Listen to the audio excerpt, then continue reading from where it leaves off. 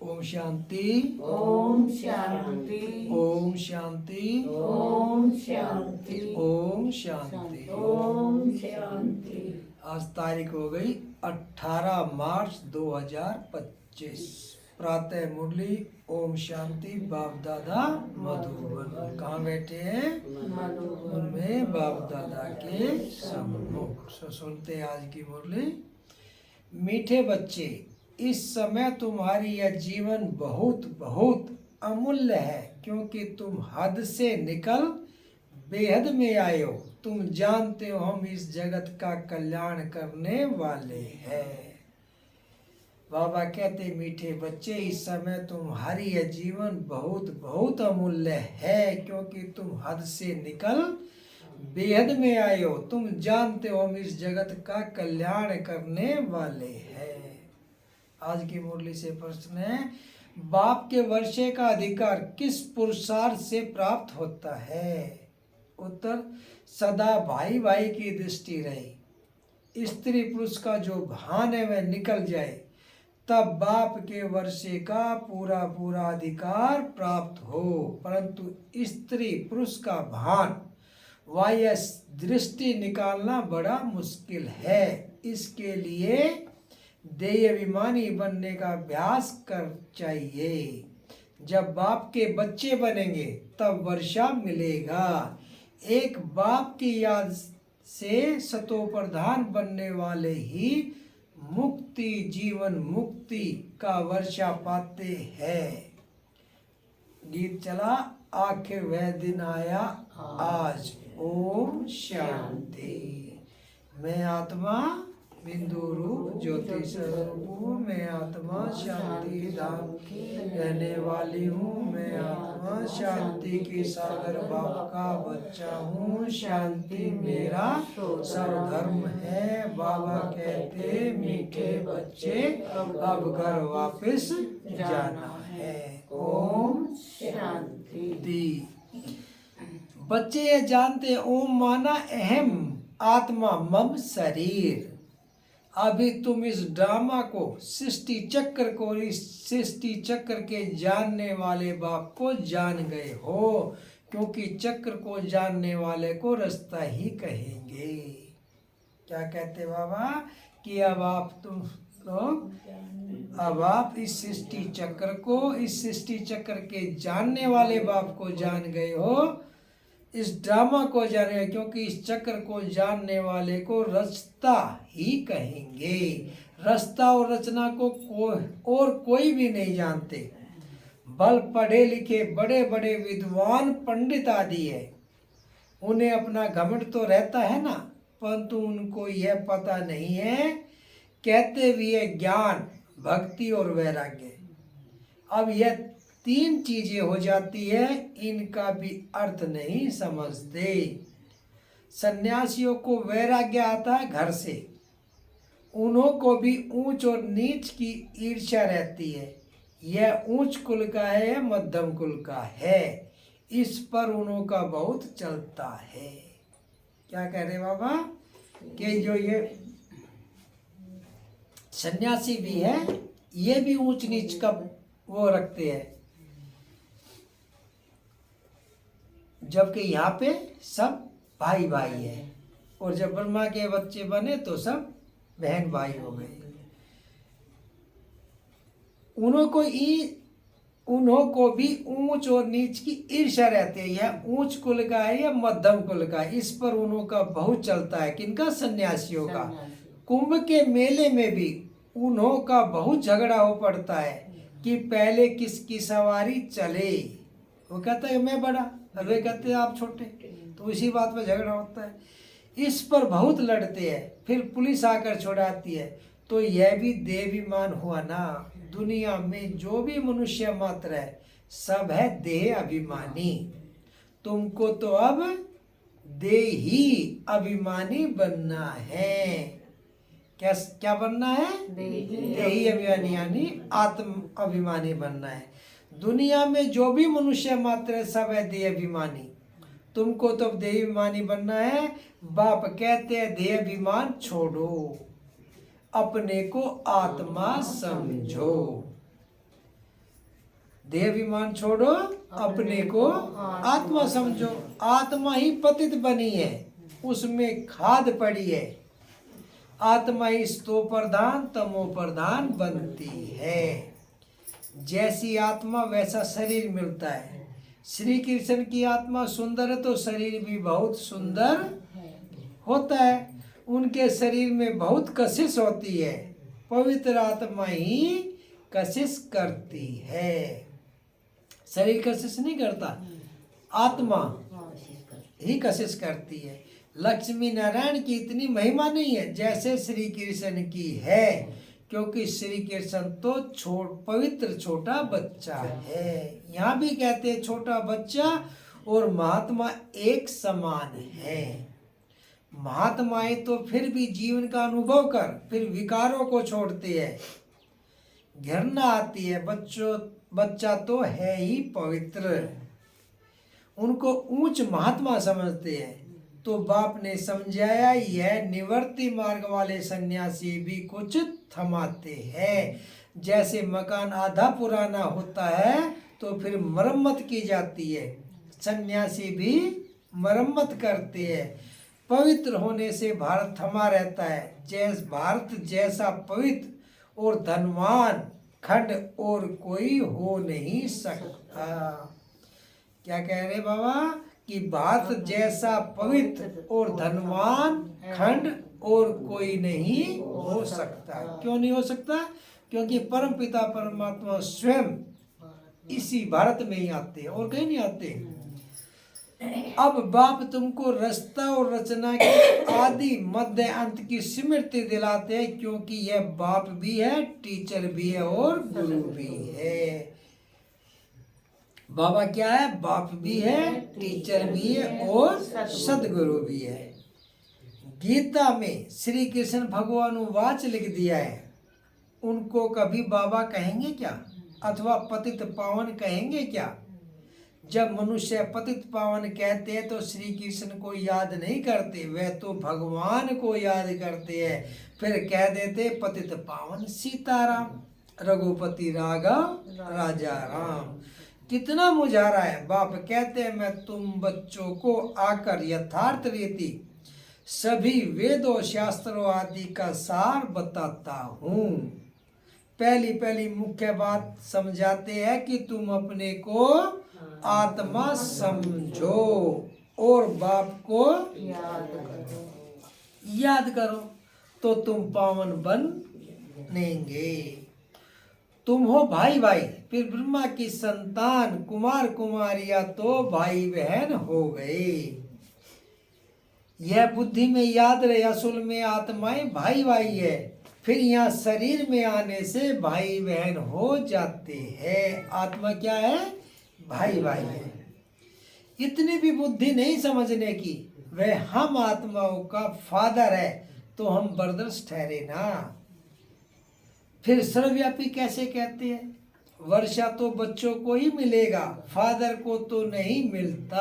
दादा से वर्षा किसको मिलता है? बच्चों को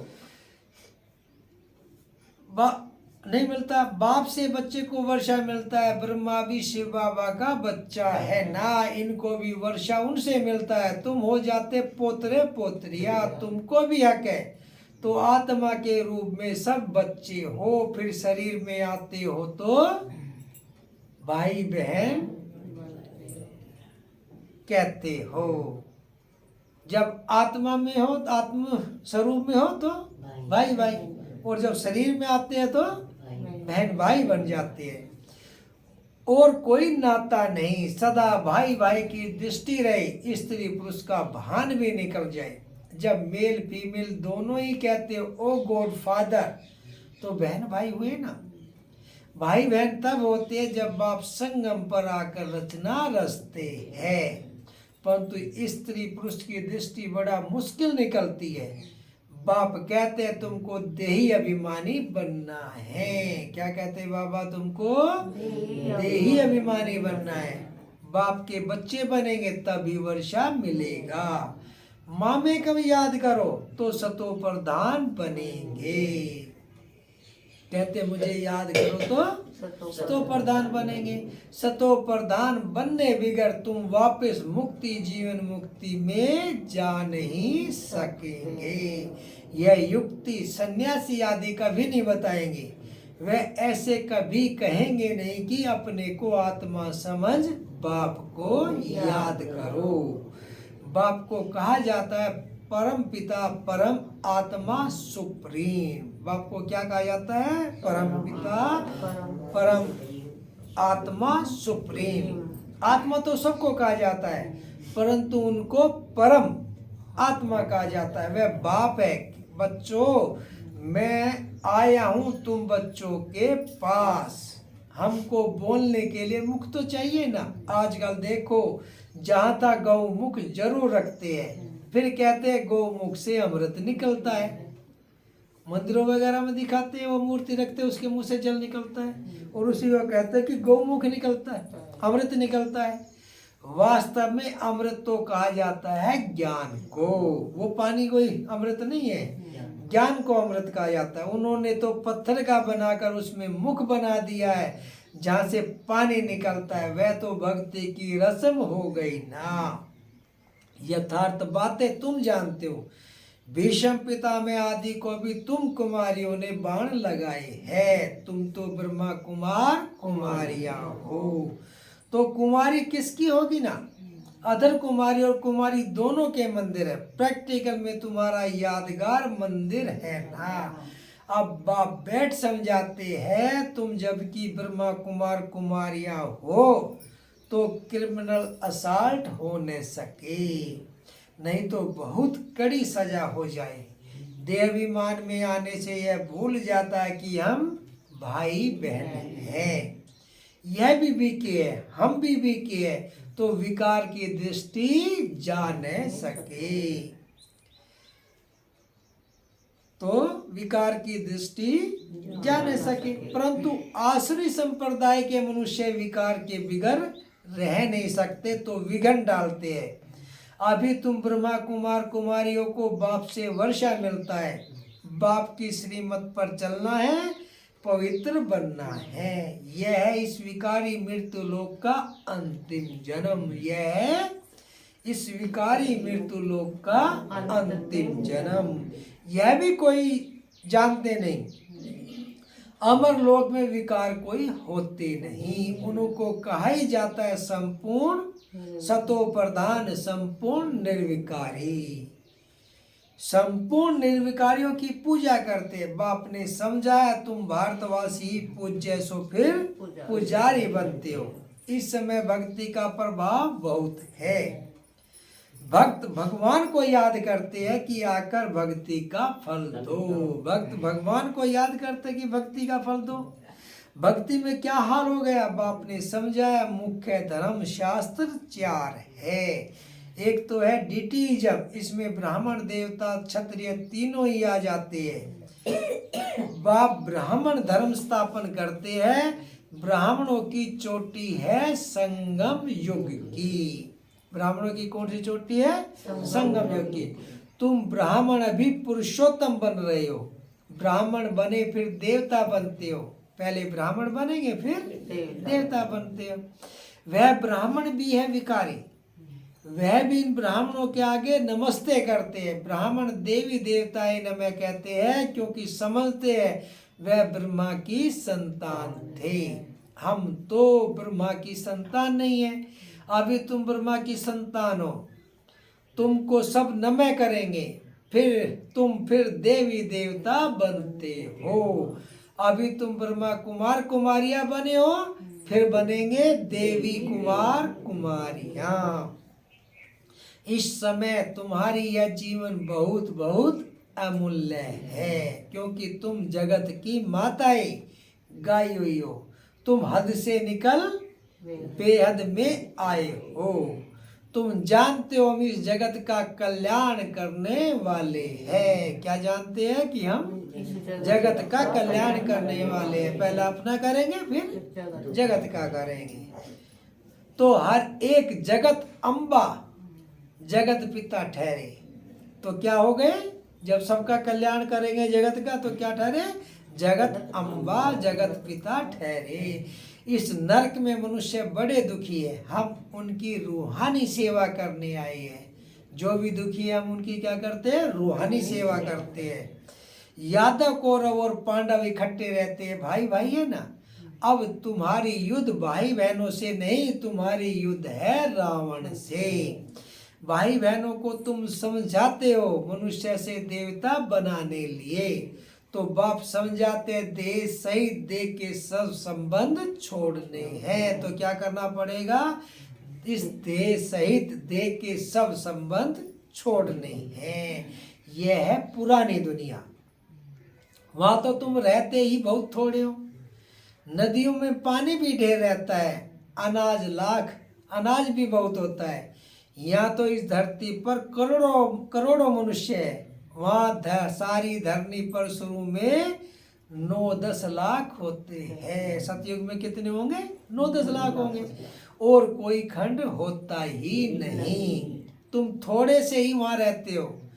तुमको कहाँ जाने का भी दरकार नहीं रहती।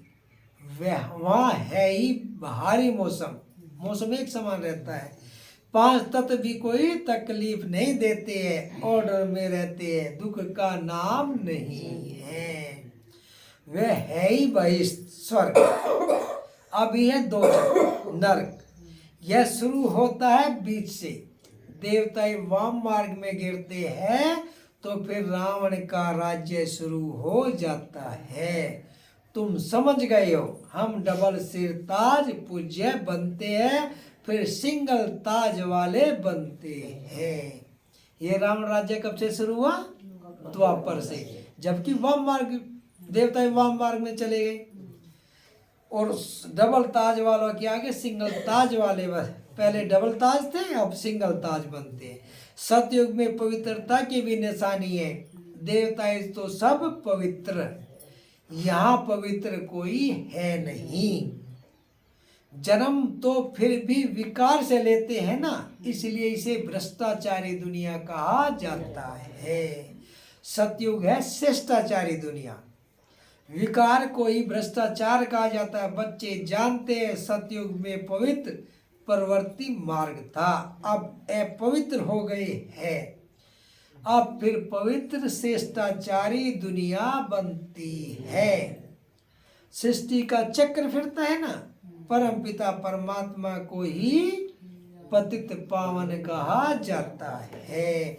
मनुष्य कह देते हैं भगवान प्रेरणा करता है। अब प्रेरणा माना विचार, इसमें प्रेरणा की तो बात ही नहीं। वह खुद कहते हैं हमको शरीर का आधार लेना पड़ता है।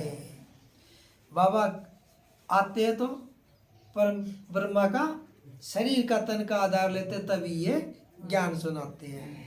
लेना पड़ता है। मैं बिगर मुख के शिक्षा कैसे दूं? आत्मा तो नहीं दे सकती जब के शरीर ना मिले तो कहते हैं मैं बिगर मुख के शिक्षा कैसे दूं? प्रेरणा से कोई शिक्षा दी जाती है क्या? भगवान प्रेरणा से कुछ भी नहीं करते। बाप तो बच्चों को पढ़ाते हैं। प्रेरणा से पढ़ाई थोड़े ही हो सकती है। सिवाय बाप के सृष्टि के आदि मध्य अंत का राज कोई भी बता नहीं सके। क्या कहते बाबा कि बाप के सिवाय सृष्टि के आदि मध्य अंत का राज कोई भी बता नहीं सकता। बाप को ही नहीं जानते हैं। कोई कहते लिंग है, कोई कहते अखंड ज्योति है, कोई कहते ब्रह्म ही ईश्वर है। तत्व ज्ञानी ब्रह्म ज्ञानी भी है ना। शास्त्रों में दिखाया है 84 लाख योनियां। अब अगर 84 लाख जन्म होते तो कल्प बहुत बड़ा चाहिए, कोई हिसाब ही निकाल नहीं सके। वह तो सतयुग को ही लाखों वर्ष कह देते हैं। बाप कहते हैं सारा सृष्टि चक्र ही 5000 वर्ष का है। लौकिक में तो कहते 84 लाख योनि है, और बाबा कहते ये सारा सृष्टि चक्र ही 5000 वर्ष का है। 84 लाख जन्मों के लिए तो टाइम भी इतना चाहिए ना। यह शास्त्र सब है भक्ति मार्ग के। बाप कहते हैं मैं आकर तुमको इन सब शास्त्रों का सार समझाता हूँ। क्या कहते हैं बाबा? इन सब शास्त्रों का सार समझाता हूँ। यह सब भक्ति मार्ग की सामग्री है। यह सब भक्ति मार्ग की सामग्री है। इनसे कोई भी मेरे को प्राप्त नहीं करते। ये जो शास्त्रों की बात, ये भक्ति की बातें हैं, इनसे कहते हैं बाबा कि इनसे कोई भी मेरे को प्राप्त नहीं करते। मैं जब आता हूँ तभी सबको ले जाता हूँ। जब बाबा आते हैं तभी उनके साथ जाते हैं, तभी स्वर्ग के गेट खोलते हैं। मुझे बुलाते हैं, बुलाते ही है, हे पतित पावन आओ, पावन बनाकर हमको पावन दुनिया में ले चलो। फिर ढूंढने के लिए धक्के क्यों खाते हो? तो फिर ढूंढने के लिए धक्के क्यों खाते हो? कितना दूर दूर पहाड़ों आदि पर जाते हैं। आजकल तो कितने मंदिर खाली पड़े हैं, कोई जाता नहीं है। अभी तुम बच्चे ऊंचते ऊंच बाप की बायोग्राफी को भी जान गए हो। बाप बच्चों को सब कुछ देकर फिर 60 वर्ष बाद वानप्रस्थ में बैठ जाते हैं। यह रस्म भी अब की है, त्योहार भी सब इस समय के है। तुम जानते हो अभी हम संगम पर खड़े हैं। कहाँ बैठे हैं? संगम पर। रात के बाद फिर दिन होगा। अब तो घोर अंधियारा है। गाते भी है, ज्ञान सूर्य प्रकटा, अज्ञान अंधेर विनाश। तुम बाप को और रचना के आदि मध्य अंत को सब जानते हो। जैसे बाप नॉलेजफुल है, तुम भी मास्टर नॉलेजफुल हो गए। जैसा बाप वैसे बच्चे। तो बाप कौन है? नॉलेजफुल, और तुम भी मास्टर नॉलेजफुल हो गए। तुम बच्चों को बाप से वर्षा मिलता है बेहद के सुख का। लौकिक बाप से तो हद का वर्षा मिलता है, जिससे अल्प काल का सुख मिलता है। जिनको सन्यासी काग विष्टा समान सुख कह देते हैं, वह फिर यहाँ आकर सुख के लिए पुरुषार्थ कर न सके। वह है ही हठयोगी और तुम हो राजयोगी। सन्यासी है हठयोगी और तुम हो राजयोगी। तुम्हारा योग है बाप के साथ और उन्हों का है तत्व के साथ। यह भी ड्रामा बना हुआ है। अच्छा, मीठे मीठे सिकिल दे बच्चों प्रति माता पिता बाप दादा का याद प्यार और गुड मॉर्निंग। रूहानी बाप की रूहानी बच्चों को नमस्ते। हम रूहानी बच्चों की रूहानी माता पिता बाप दादा को याद प्यार गुड मॉर्निंग और नमस्ते। नमस्ते सदा रहो हंसते, बनो फरिश्ते चलो परम धाम के रास्ते। धारणा के लिए मुख्य सार। पहला, पावन बनने के लिए हम आत्मा भाई भाई है, फिर ब्रह्मा बाप की संतान भाई बहन है। यह दृष्टि पक्की करनी है। आत्मा और शरीर दोनों का ही पावन सतों पर ध्यान बनाना है। देह अभिमान छोड़ देना है। दूसरा, मास्टर नॉलेजफुल बन सभी को रचता और रचना का ज्ञान सुनाकर घोर अंधियारे से निकालना है। नरकवासी मनुष्यों की रूहानी सेवा कर स्वर्गवासी बनाना है। वरदान, मास्टर ज्ञान सागर बन ज्ञान की गहराई में जाने वाले अनुभव रूपी रत्नों से संपन्न भव। मास्टर ज्ञान सागर बन ज्ञान की गहराई में जाने वाले अनुभव रूपी रत्नों से संपन्न भव। जो बच्चे ज्ञान की गहराई में जाते हैं वे अनुभव रूपी रत्नों से संपन्न बनते हैं। एक है ज्ञान सुनना और सुनाना, दूसरा है अनुभवी मूर्त बनना। अनुभवी सदा अविनाशी और निर्विघ्न रहते हैं, उन्हें कोई भी हिला नहीं सकता। अनुभवी के आगे माया की कोई भी कोशिश सफल नहीं होती। अनुभवी कभी धोखा नहीं खा सकते, इसलिए अनुभवों को बढ़ाते हुए हर गुण के अनुभवी मूर्त बनो। इसलिए कहते हैं कि अनुभवों को बढ़ाते हुए हर गुण के अनुभवी मूर्त बनो। मनन शक्ति द्वारा शुद्ध संकल्पों का स्टॉक जमा करो। स्लोगन है, फरिश्ता वह है जो देह के सूक्ष्म अभिमान के संबंध से भी न्यारा है। फरिश्ता कौन है? जो देह के सूक्ष्म अभिमान के संबंध से भी न्यारा है। ओम शांति। अव्यक्ति सारे सत्यता और सभ्यता रूपी कल्चर को अपनाओ। संपूर्ण सत्यता भी पवित्रता के आधार पर होती है। पवित्रता नहीं तो सदा सत्यता रह नहीं सकती है। सिर्फ काम विकार अपवित्रता नहीं है, लेकिन उसके और भी साथी है तो महान पवित्र अर्थात अपवित्रता का नाम निशान न हो, तब परमात्म प्रत्यक्षता के निमित्त बन सकेंगे। ओम शांति।